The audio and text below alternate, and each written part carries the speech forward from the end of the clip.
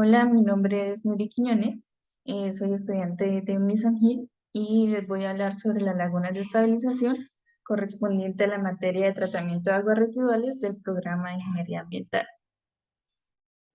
Bueno, iniciando, las lagunas de estabilización son cuerpos de agua creados artificialmente por el hombre. Estas lagunas pueden utilizarse individualmente o vincularse en serie para mejorar el tratamiento. Entonces, estas lagunas de estabilización son el método más simple de tratamiento de aguas residuales que existe y están constituidos por excavaciones poco profundas cercadas por taludes de tierra. Aquí, como se mira en la imagen, generalmente tiene una forma rectangular o cuadrada. Los objetivos de estas lagunas de estabilización, primero está remover de las aguas residuales la materia orgánica que ocasiona la contaminación, eliminar microorganismos patógenos que representan un grave peligro para la salud y utilizar su efluente para reutilización con otras finalidades, por ejemplo, la agricultura. Entonces, la eficiencia de depuración del agua residual en lagunas de estabilización depende ampliamente de las condiciones climáticas que se presenten en esta zona. Ya pueden ser la temperatura, la radiación solar, la fuerza de los vientos, también los factores que afecten directamente a la biología de este sistema. Las lagunas de estabilización operan con concentraciones reducidas de biomasa que ejerce su acción a lo largo de periodos prolongados. Entonces, la eliminación de la materia orgánica en las lagunas de estabilización es el resultado de como una serie compleja de procesos físicos, químicos y también biológicos. Entonces, entre los cuales se pueden destacar estos dos grupos. El primero es la sedimentación de los sólidos en suspensión, que suelen representar una parte importante, como el 40 al 60% como DBO, de la materia orgánica contenida en el agua residual, produciendo una eliminación del 75 al 80% de la DBO del efluente. Y en otro grupo, que son las transformaciones biológicas que determinan la oxidación de la materia orgánica contenida en el agua residual. Bueno, estos tienen unos procesos biológicos, los más importantes que son el primero, la oxidación de la materia orgánica por bacterias aerobias. Entonces, aquí la respiración bacteriana provoca la degradación de la DBO del agua residual hasta CO2 y H2O, produciendo nueva energía y hasta nuevas células. Otro proceso es la producción fotosintética de oxígeno. Allí la fotosíntesis algal produce a partir del CO2, de las nuevas algas y del O2, que es utilizado en la respiración bacteriana. Y el tercer grupo, que es la digestión anaeróbica de la materia orgánica, esto se hace con producción de metano. Bueno, estas lagunas de estabilización tienen una serie de ventajas y desventajas. Como ventajas, que es resistente a variaciones en el caudal y carga orgánica aplicada, y alta reducción de sólidos, DBO y patógenos, la alta remoción de nutrientes. En cuanto a operación, es de bajo costo y no requiere energía eléctrica. En cuanto a sus desventajas, pues ya que es un proceso que es demasiado grande, se requiere un terreno grande. A diferencia del costo de operación, en el costo de inversión, dependiendo de su terreno, si es un poco alto, se requiere experiencia en diseño y construcción. El lodo requiere adecuada remoción y tratamiento. Y pues ya en cuanto a los malos olores, sí se debe tener un plan eh, para controlar estos malos olores que se puedan eh, producir por este sistema. Hay cuatro tipos de lagunas de estabilización. Son las lagunas aerobias, anaerobias, facultativas y de maduración. Ya les voy a hablar sobre cada una de ellas. Entonces, primero tenemos las lagunas aerobias. Estas lagunas reciben aguas residuales que han sido sometidos a un tratamiento y que contienen relativamente pocos sólidos en suspensión. Entonces, en ellas se produce la degradación de la materia orgánica mediante la actividad de bacterias aerobias que consumen oxígeno producido fotosintéticamente por las algas. Entonces es algo netamente biológico. Eh, Estas lagunas son poco profundas, son de 1 a 1,5 metros de profundidad y suelen tener tiempo de residencia elevado, de 20 a 30 días. Entonces, estas lagunas aerobias se pueden clasificar según el método de aireación, sea natural o mecánico, en aerobias y aireadas. Entonces, en las lagunas aerobias, la aireación es natural.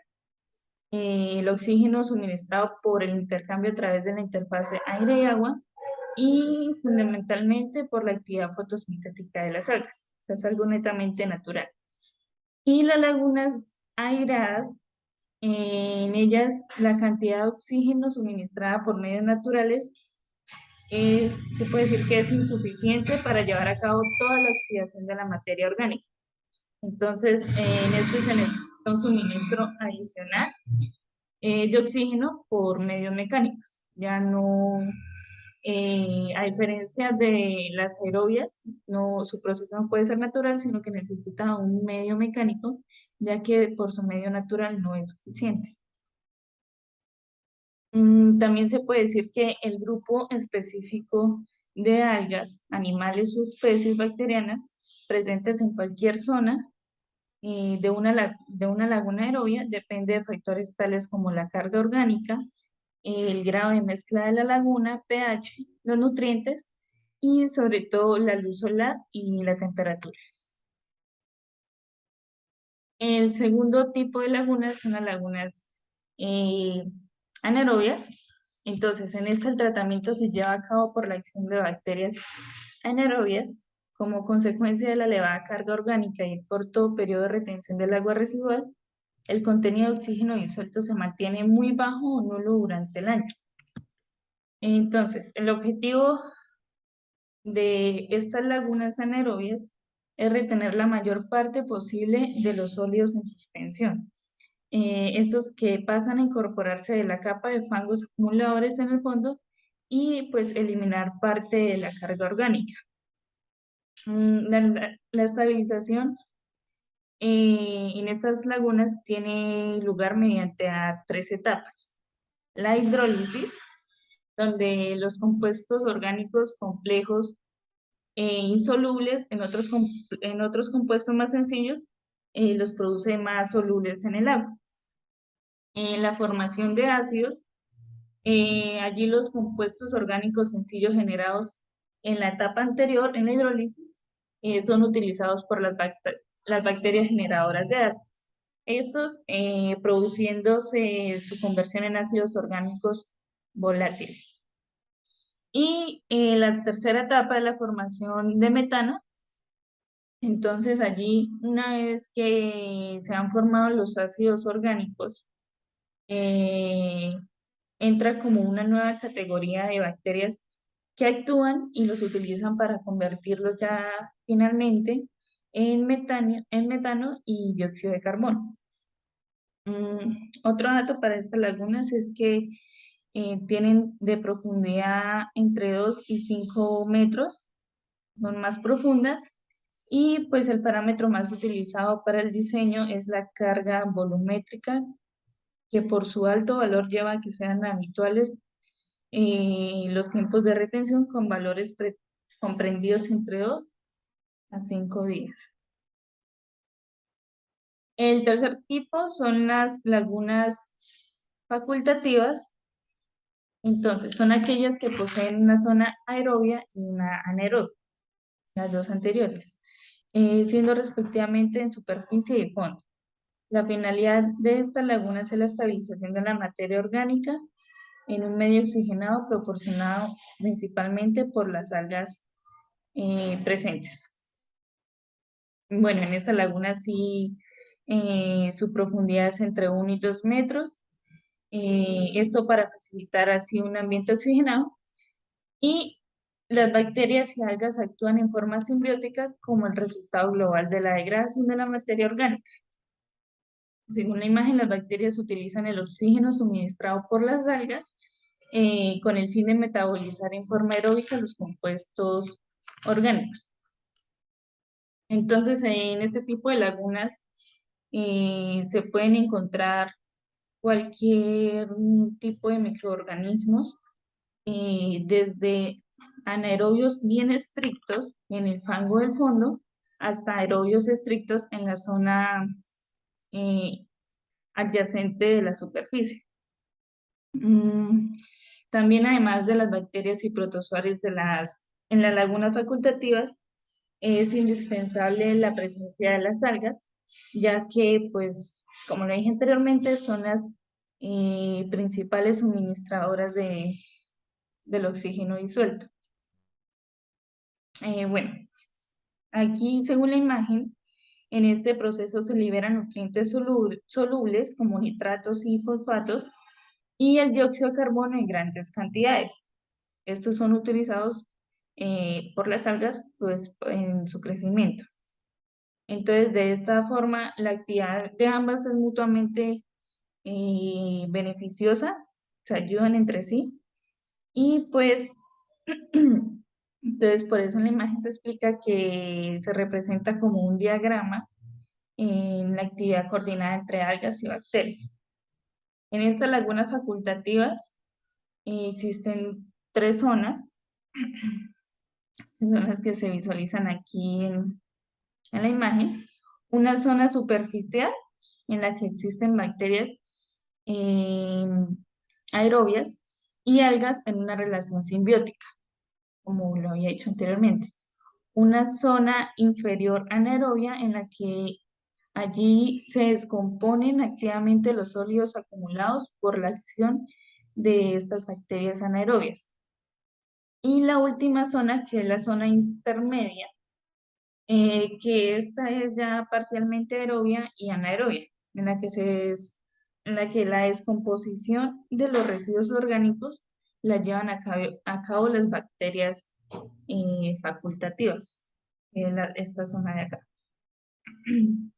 Entonces, en esta los sólidos de gran tamaño se sedimentan para formar una capa de fango anaerobio